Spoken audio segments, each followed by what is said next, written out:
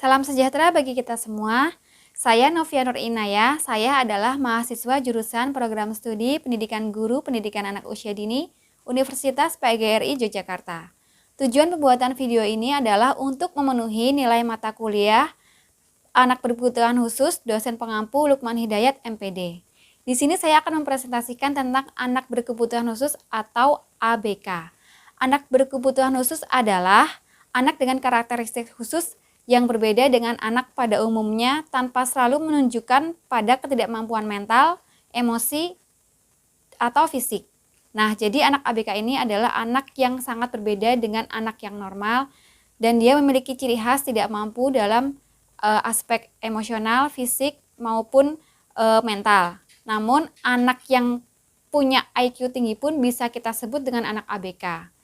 Nah, macam-macam anak ABK adalah anak tunarungu, tunanetra, tunadaksa, tunagrahita, tunalaras, autis, ADHD, gifted and talented. Nah, kita akan membahas satu persatu tentang anak-anak ABK tersebut. Yang pertama kita akan membahas tentang tunanetra.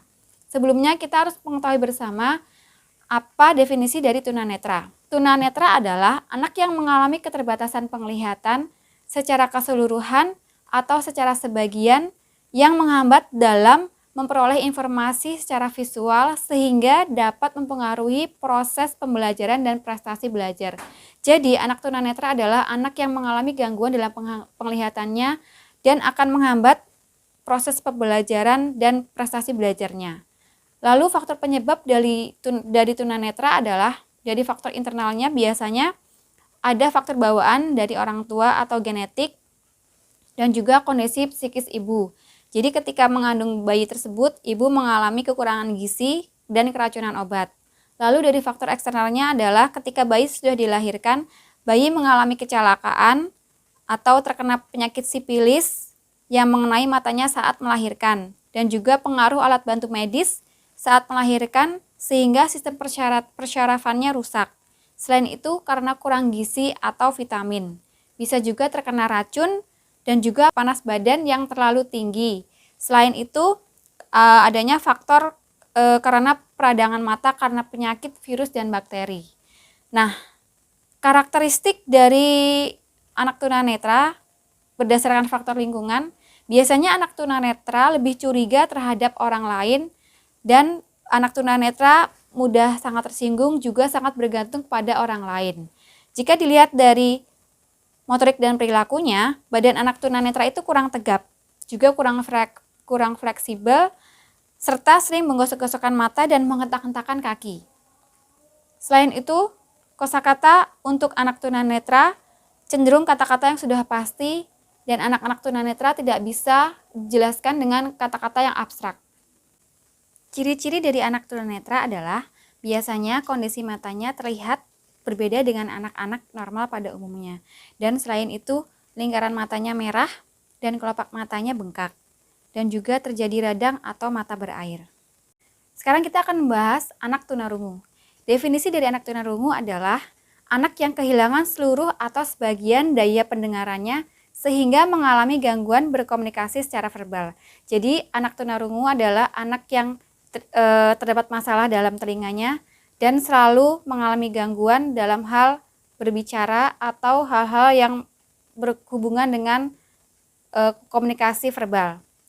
Dan faktor penyebab dari tunarungu adalah dari segi prenatalnya yaitu faktor genetik atau bawaan dari orang tua, dan faktor non-genetiknya adalah gangguan pada masa kehamilan, misalnya infeksi TORCH yang terjadi pada trimester pertama dan juga terlalu banyak mengonsumsi obat. Selain itu, terjadi kelainan pada struktur anatomi, misalnya liang telinga yang tidak berlubang. Dan dari faktor perinatalnya adalah berat badan lahir rendah, kurang dari 250 gram, tindakan dengan alat pada proses kelahiran atau vakum, kemudian asfiksia atau lahir tidak langsung menangis, dan anoksia otak atau otak tidak langsung mendapatkan oksigen. Nah, ketulian yang timbul akibat faktor prenatal dan prenatal biasanya menyebabkan adalah tuli saraf. Nah, untuk faktor postnatalnya adalah infeksi bakteri atau virus seperti rubella, campak, parotis, infeksi otak, dan perdarahan pada telinga tengah. Dan ini menyebabkan tuli saraf atau tuli konduksi. Lalu karakteristik berdasarkan bicara dan bahasa, anak tunarungu memiliki hambatan dalam berbicara sehingga membutuhkan pembelajaran khusus. Berdasarkan akademis, anak tunarungu memiliki hambatan pada mata pelajaran nonverbal karena keterbatasan dalam berbahasa. Berdasarkan aspek sosial dan emosinya, ketergantungan kepada orang lain dan adanya ketakutan untuk memasuki lingkungan yang lebih luas. Dan ciri-ciri dari tunarungu tidak mampu mengenali hampir semua kata yang diucapkan dalam tingkat percakapan normal dalam ruang yang tenang, tanpa alat bantu. Keterlambatan atau kesulitan dalam memahami percakapan yang signifikan. Kesulitan atau ketidakmampuan dalam berbicara secara signifikan, kerusakan artikulasi bicara, dan kesulitan dalam perkembangan kemampuan membaca. Sekarang kita akan membahas anak tunagrahita atau biasa disebut retardasi mental atau keterbelakangan mental. Definisinya adalah memiliki intelijensi yang signifikan karena berada di bawah rata-rata dan disertai dengan ketidakmampuan dalam adaptasi perilaku yang muncul dalam masa perkembangan.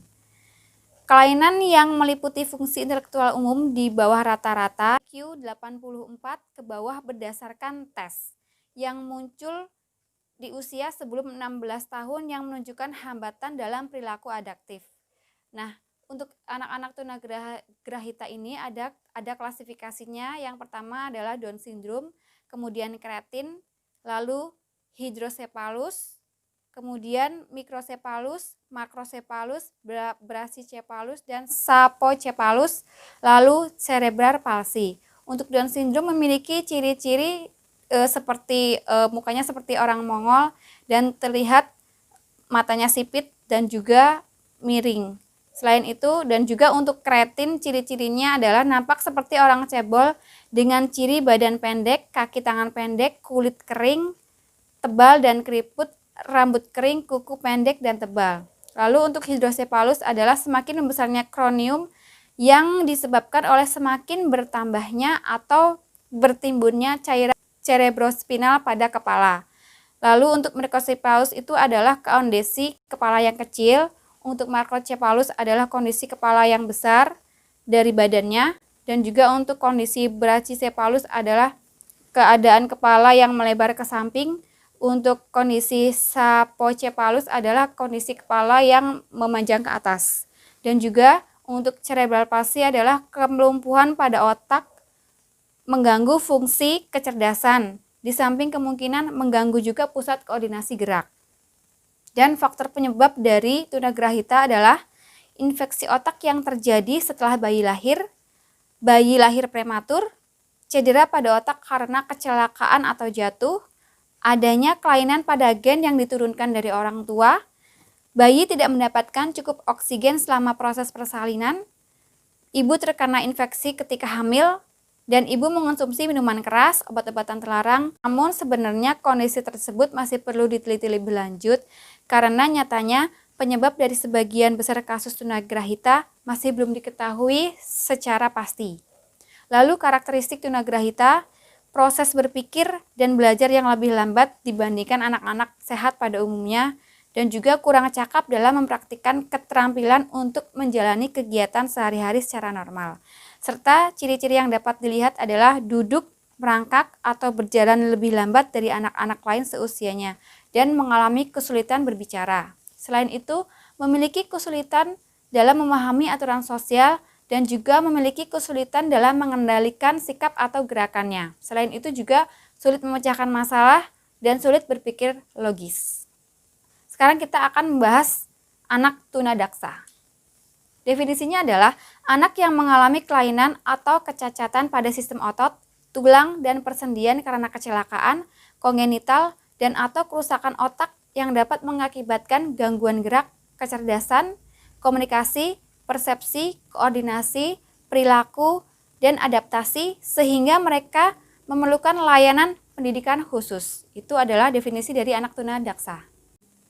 faktor penyebab dari tunadaksa yaitu faktor-faktor prenatal atau sebelum kelahiran. Biasanya tunadaksa terjadi sebelum bayi lahir atau ketika dalam kandungan dikarenakan faktor genetik juga. Selain itu, faktor yang menyebabkan bayi mengalami kelainan saat dalam kandungan adalah anoksia prenatal. Hal ini disebabkan pemisahan bayi dari plasenta, penyakit anemia, kondisi jantung yang gawat, serta radiasi langsung mempengaruhi sistem syaraf pusat sehingga struktur maupun fungsinya terganggu dan ibu mengalami trauma. Lalu dari faktor neonatal atau saat lahir.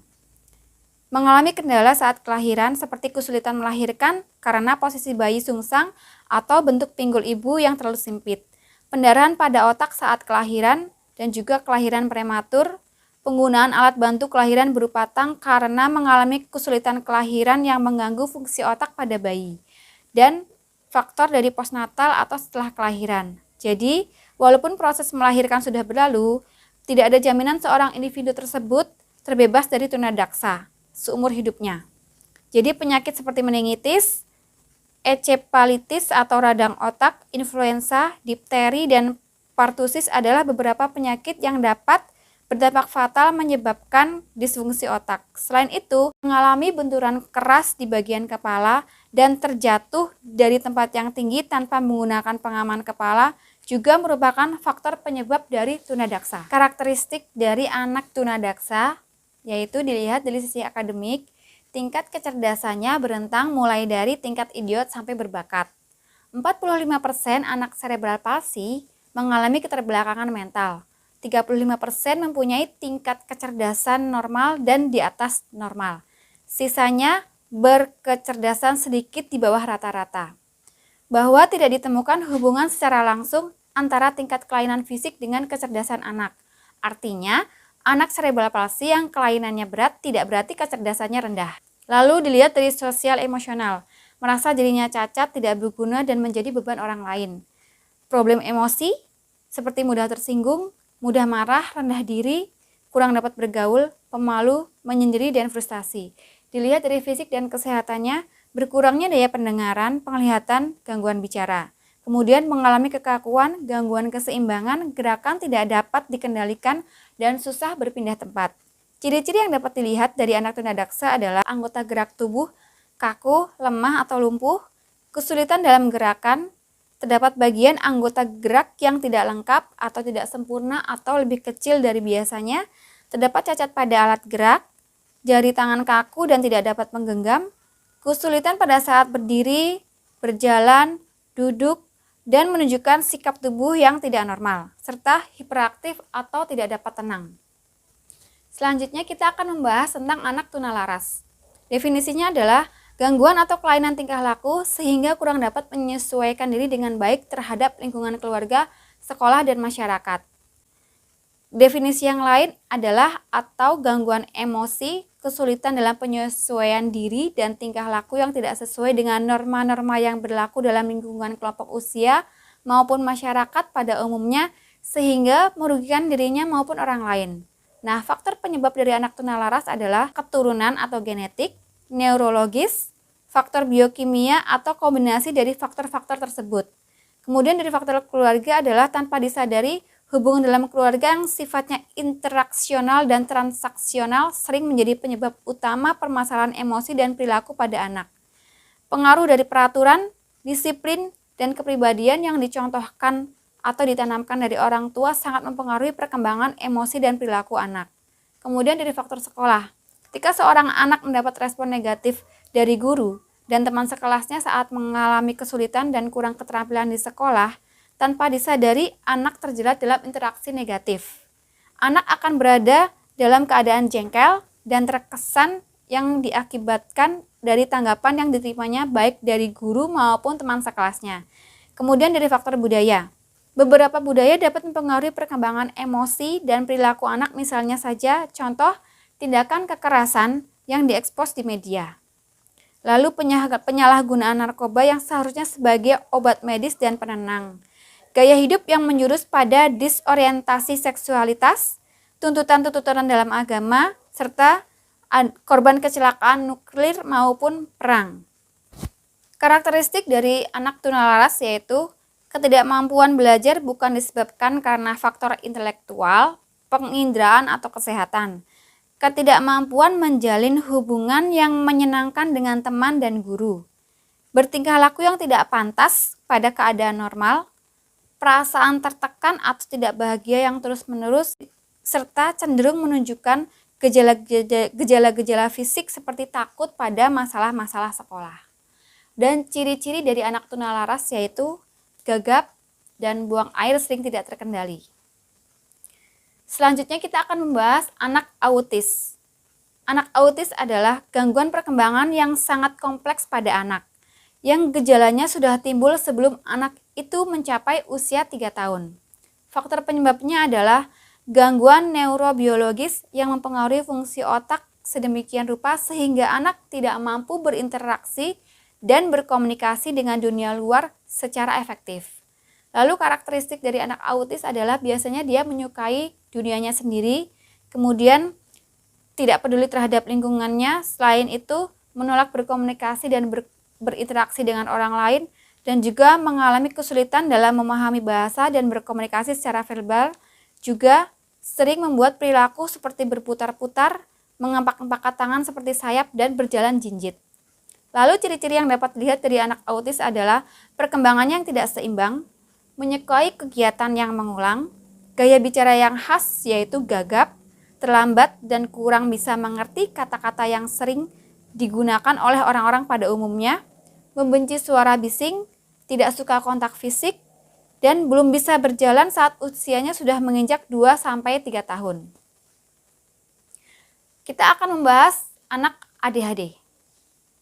Anak ADHD adalah kondisi anak yang memperlihatkan simptom-simptom atau ciri atau gejala kurang konsentrasi, hiperaktif, dan impulsif yang dapat menyebabkan ketidakseimbangan sebagian besar aktivitas hidup mereka.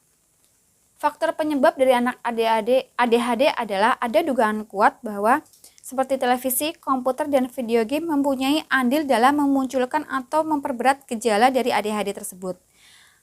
Anak dengan ciri ADHD tetapi tidak ditemukan adanya kelainan neurologis, penyebabnya diduga ada kaitan dengan faktor emosi dan pola pengasuhan.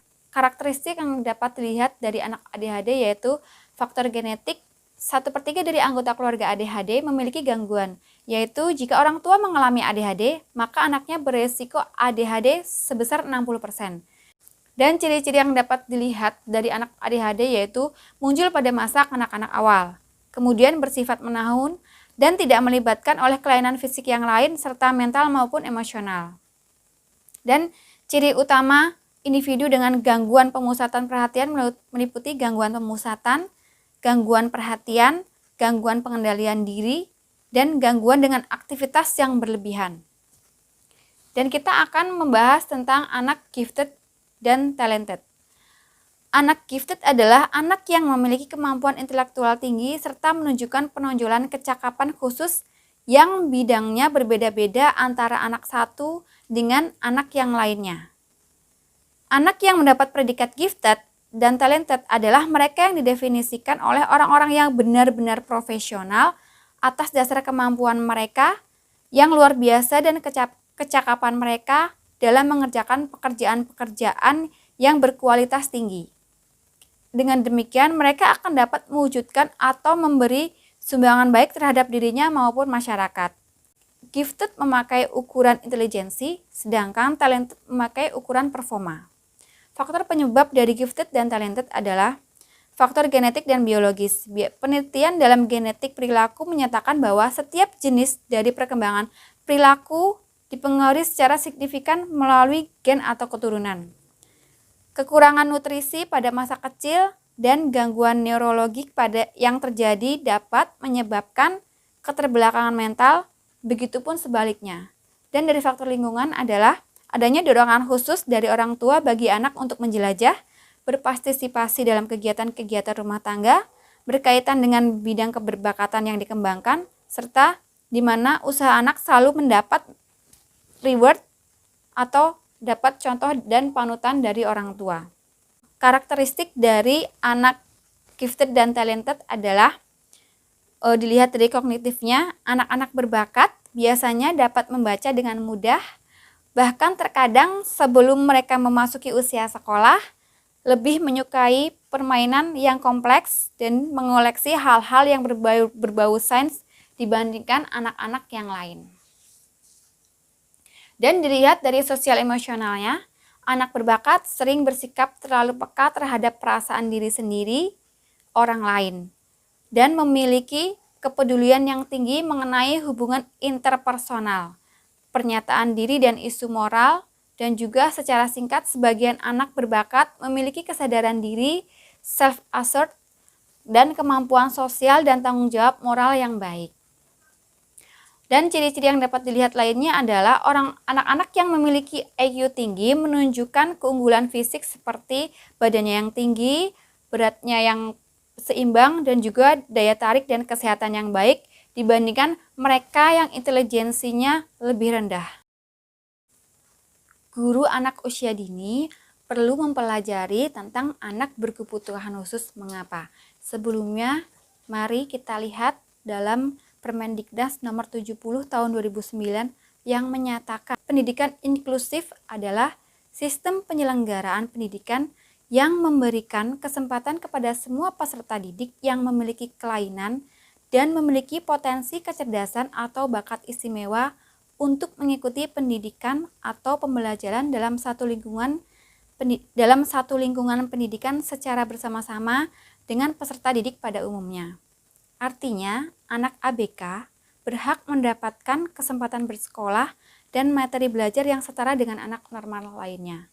Selain itu, dikarenakan jumlah minimnya guru pendamping khusus pada sekolah-sekolah dan itu menyebabkan anak ABK tidak mendapatkan perhatian yang khusus. Nah, ketika guru-guru mendapatkan pelatihan inklusi, maka guru-guru tersebut mempunyai bekal untuk membimbing anak-anak ABK tersebut sesuai dengan karakternya masing-masing. Nah, karena hal itu, masa depan anak ABK berada di tangan guru pendamping khusus. Lembaga PAUD yang memiliki anak berkebutuhan khusus di lingkungan sekitar saya adalah Lembaga KB TK TPA Surya Marta. Mengapa Surya Marta? Karena dalam Lembaga Surya Marta memiliki beberapa anak berkebutuhan khusus. Profil untuk Lembaga Surya Marta adalah Lembaga Surya Marta berdiri sejak tahun 2003 dan pertama kalinya mendapat anak ABK di tahun 2013, yaitu anak autis. Anak autis tersebut berhasil keluar dari Surya Marta dengan perkembangan yang lebih baik dan bisa melakukan keterampilan-keterampilan khusus. Serta ada beberapa anak ABK seperti anak cerebral palsy yang tadinya masuk ke Surya Marta belum bisa berjalan.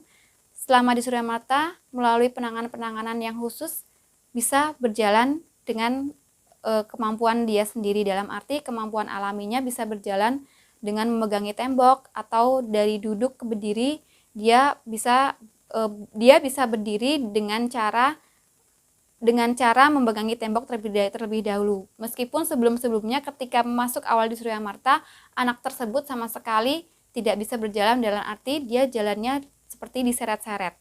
Nah, kemudian untuk program-program yang berada di Surya Marta tentang anak ABK adalah menjadwalkan anak-anak ABK tersebut untuk melakukan 1 kali terapi bersama ahli. Strategi yang dikembangkan oleh Lembaga Surya Marta adalah dengan mengikutkan guru-guru pelatihan inklusi dan juga mengadakan alat-alat belajar yang dibutuhkan untuk anak-anak ABK tersebut. Nah, sekian dari saya tentang presentasi anak ABK ini. Semoga apa yang saya paparkan saat ini dapat menjadikan manfaat. Apabila terjadi kesalahan kata, mohon dimaafkan. Dan semoga presentasi ini memberikan manfaat untuk kita semua. Terima kasih.